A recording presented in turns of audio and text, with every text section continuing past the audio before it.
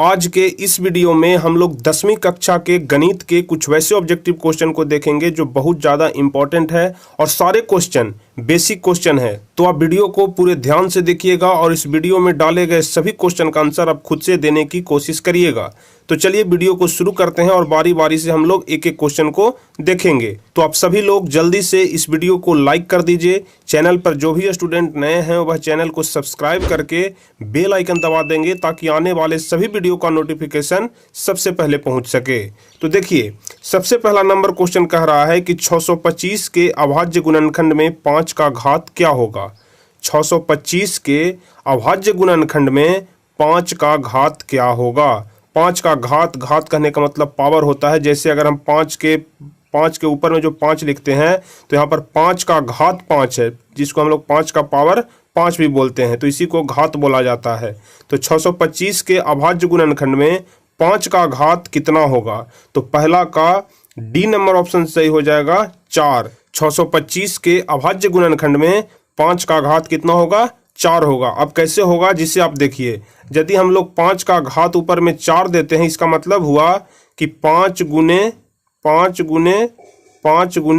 5 मतलब 4 बार आपको 5 लिखना है। तो यदि 5 गुने 5 आप करिएगा तो 5 5 25, 25 5 25 से 125 और 125 गुने 5 करिएगा तो आपका 625 आ जाएगा। इसलिए 5 का घात कितना हो जाएगा, 4 हो जाएगा। तो पहला का डी नंबर ऑप्शन सही हो जाएगा, जो कि बिल्कुल आसान क्वेश्चन था। अब हम लोग देखेंगे दूसरा नंबर क्वेश्चन।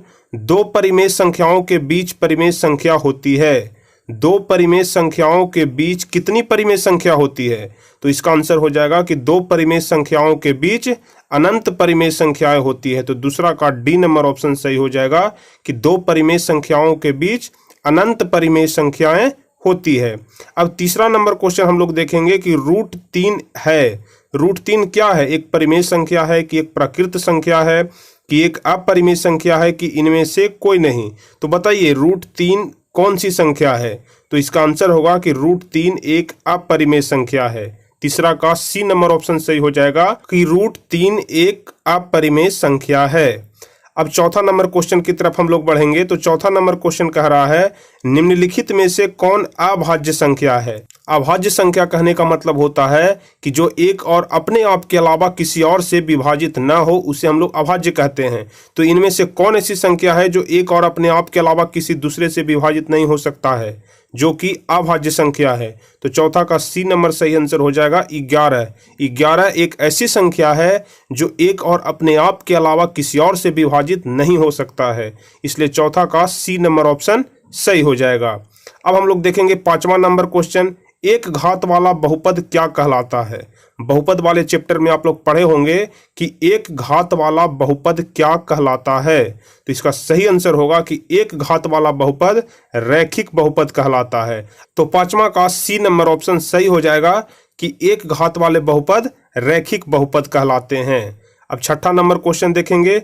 निम्नलिखित में से कौन सा सत्य है। यह 4 ऑप्शन दिए गए हैं, इनमें से कौन सा सत्य है। ऑप्शन ए है कि साइन 30 डिग्री बराबर tan 30 डिग्री। ऑप्शन बी है tan 60 डिग्री बराबर cosec 60 डिग्री। ऑप्शन सी है sec 45 डिग्री बराबर cosec 45 डिग्री। और ऑप्शन डी है cos 45 बराबर sec 45। तो बताइए इनमें से कौन सा ऑप्शन सही है। तो ऐसे क्वेश्चन बनाने के लिए सबसे पहले आपको tan 30, cos 30, cosec 30, cos 45 जो यह सभी फैक्टर हैं, इन सभी फैक्टर का मान आपको दिमाग में रखना पड़ेगा, आपको ध्यान से याद रखना पड़ेगा। तो सारे जो ऐसे मान होते हैं इन सभी का मान आप याद कर लीजिएगा। तो चलिए 6ठा का सही आंसर क्या हो जाएगा। तो हम आपको बता दें कि sec 45 और cosec 45 दोनों का मान सेम होता है। इसलिए 6ठा का सी नंबर ऑप्शन सही हो जाएगा। अब हम लोग देखेंगे 7वां नंबर क्वेश्चन कि रैखिक समीकरण युग्म को हल करने की बीजीय विधियां हैं। रैखिक समीकरण युग्म को हल करने की कितनी बीजीय विधियां हैं। तो 7वां का बी नंबर ऑप्शन सही हो जाएगा 3। रैखिक समीकरण युग्म को हल करने की कुल 3 बीजीय विधियां हैं। तो 7वां का बी नंबर ऑप्शन सही हो जाएगा। अब हम लोग देखेंगे 8वां नंबर क्वेश्चन कि 2 अंक वाली संख्या अंकों के योग का 4 गुना है। ठीक है, ध्यान से इस क्वेश्चन को समझिएगा। 2 अंकों वाली संख्या अंकों के योग का 4 गुना है।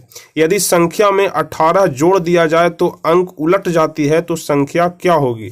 देखिए क्वेश्चन कह रहा है कि 2 अंकों वाली संख्या अंकों के योग का 4 गुना है। कहने का मतलब हुआ कि कोई 2 अंक वाली संख्या है जिसे हम लोग दोनों अंक को जोड़ते हैं तो अंकों का जो योग है वह 4 गुना है। मतलब आप समझिएगा कि यदि हम यहाँ पर 24 मानते हैं तो 2 अंकों का योग मतलब 4 और 2 को अगर हम जोड़ते हैं तो यह 6 हो जाता है, और जो यह अंक है वह 6 का 4 गुना है, मतलब 6 चौका 24 होता है। इसके अंकों का योग 6 है और अंकों के योग का यह जो है वो 4 गुना है। और यदि इसमें 18 जोड़ दिया जाए, मतलब 24 प्लस 18, यदि इसमें 18 जोड़ दिया जाए तो यह अंक उलट जाती है।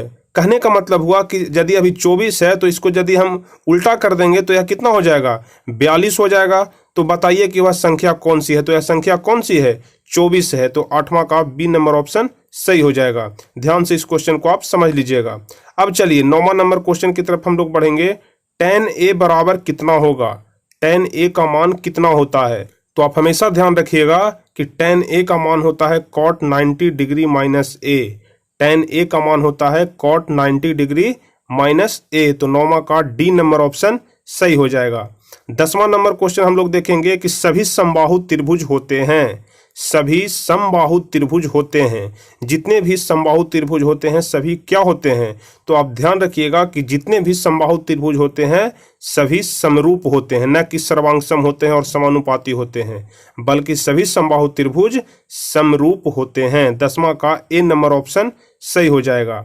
अब हम लोग 11 नंबर क्वेश्चन देखेंगे कि वृत्त के केंद्र पर बना कोण क्या होगा? वृत्त के केंद्र पर बना कोण कितने डिग्री का होगा? यदि यह वृत्त है और इसके यदि केंद्र में कोई कोण बना हुआ है तो यह कोण कितने डिग्री का होगा? तो आप सभी लोगों को पता होगा कि यदि चारों तरफ अगर किसी हम चीज को घुमा देते हैं तो बस 360 डिग्री का कोण बनाता है। तो चूंकि यह वृत्त के केंद्र में है इसलिए यह कोण 360 डिग्री का होगा। तो वृत्त के केंद्र पर जो बना कोण होता है वह हमेशा 360 डिग्री का होता है। ठीक है, चलिए 12 नंबर क्वेश्चन हम लोग देखेंगे। निम्न में किसका मान 0 के बराबर है? इसमें जो 4 ऑप्शन दिए गए हैं इसमें से किसका मान 0 के बराबर है? पिछले क्वेश्चन में भी आपको बताए थे कि आपको इन सभी का मान याद कर लेना चाहिए। तो बताइए साइन 90 का मान होता है 0 की कॉस 90 का होता है कि कॉस 0 को होता है कि tan 90 का होता है? तो आप ध्यान रखिएगा कॉस 90 का मान यहाँ पर 0 होता है। कॉस 90 का मान कितना होता है? तो 0 होता है। तो 12 का बी नंबर ऑप्शन सही हो जाएगा कि कॉस 90 का मान 0 होता है। हम इस पर एक पार्टिकुलर वीडियो बना देंगे जिसमें आपको हमें बता देंगे कि साइन 90 का मान कितना होता है, साइन 45 का मान कितना होता है, साइन 30 का मान कितना होता है। इस पर एक पार्टिकुलर हम वीडियो बना देंगे। और यदि आप लोग इस पर एक पार्टिकुलर वीडियो चाहते हैं तो आप नीचे कमेंट में हमें जरूर बताएं कि हाँ सर आप इस पर एक अलग से वीडियो बना दीजिए। हम बहुत ही बारीकी से और सिंपल भाषा में आपको इसे समझाने की कोशिश करेंगे। तो आप नीचे हमें कमेंट में जरूर बताएं कि आपको इस प्रकार का एक वीडियो अलग से चाहिए या नहीं चाहिए। अब हम लोग देखेंगे क्वेश्चन नंबर 13। किसी घटना की प्रायिकता का अधिकतम मान होगी। कोई भी घटना है उसकी प्रायिकता का अधिकतम मान कितना होगा? ऑप्शन ए है 0, बी है 1, सी है 2 और डी है 3। तो बताइए किसी भी घटना की प्रायिकता का अधिकतम मान होगी।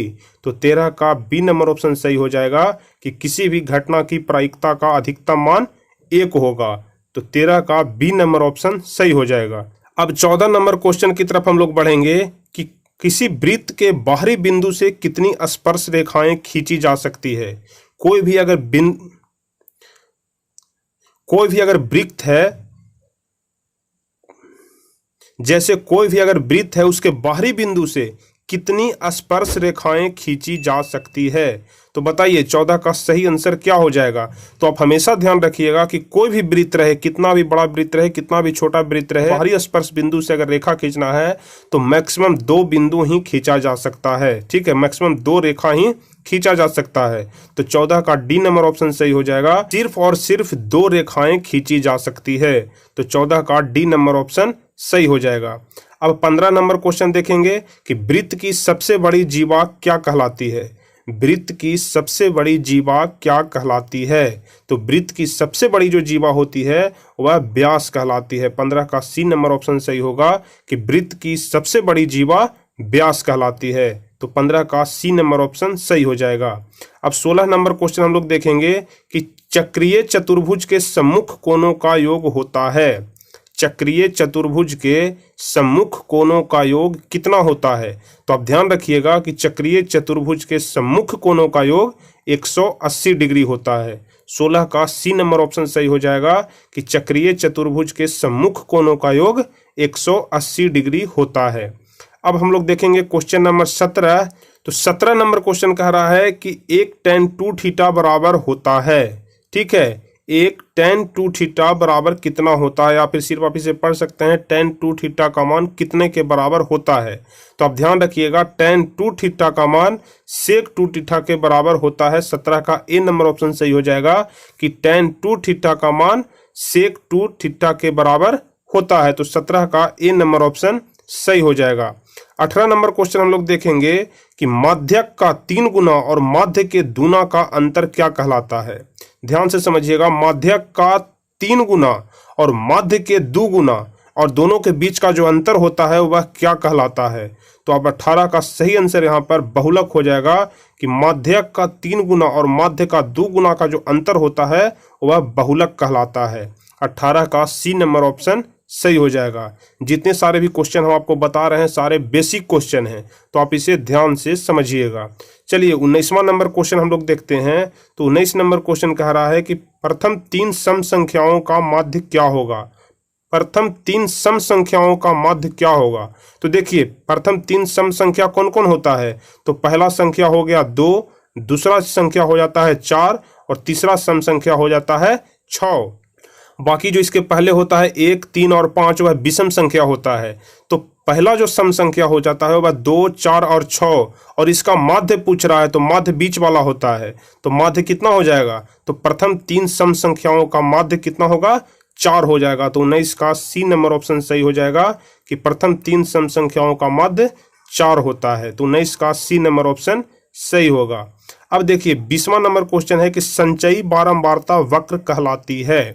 संचयी बारंबारता वक्र क्या कहलाती है। तो 20 का सही आंसर हो जाएगा ए, त्वरण कहलाती है। संचयी बारंबारता वक्र त्वरण कहलाती है। 20 का ए नंबर ऑप्शन सही हो जाएगा। 21वां नंबर क्वेश्चन हम लोग देखेंगे, असंभव घटना की प्रायिकता क्या होगी। असंभव घटना यहाँ पर पूछ रहा है, मतलब जो होने लायक नहीं है, तो उसकी प्रायिकता क्या होगी। तो यह लाजमी है कि जो घटना असंभव है, जो हो ही नहीं सकता, उसकी प्रायिकता कितना होगा, तो 0 होगा।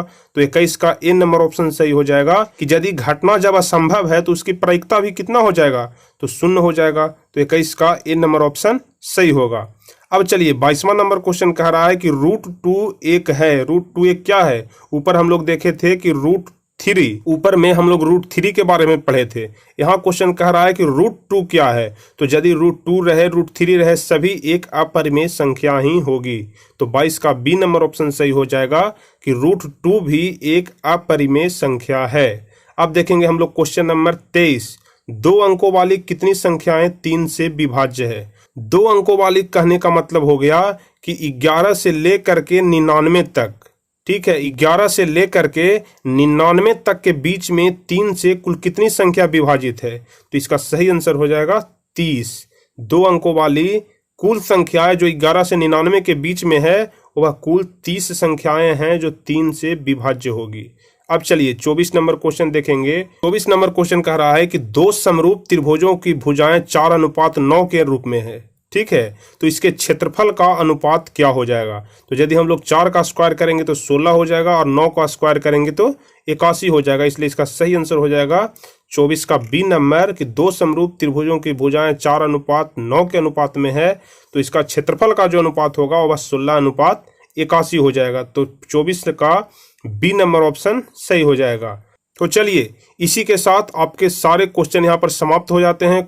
कुल 24 क्वेश्चन था जो इस वीडियो में हम डाले थे। तो हम आशा करते हैं आपको यह वीडियो पसंद आया होगा। अगर वीडियो पसंद आया हो तो आप लाइक करें, और अगर इस चैनल पर नए हैं तो चैनल को सब्सक्राइब करके बेल आइकन दबा दीजिए ताकि आगे के भी सभी वीडियो का नोटिफिकेशन आपको मिलता रहे। और यह वीडियो आपको कैसा लगा आप नीचे कमेंट में हमें जरूर बताइएगा। तो चलिए फिर मिलते हैं हम आपसे अगले वीडियो में।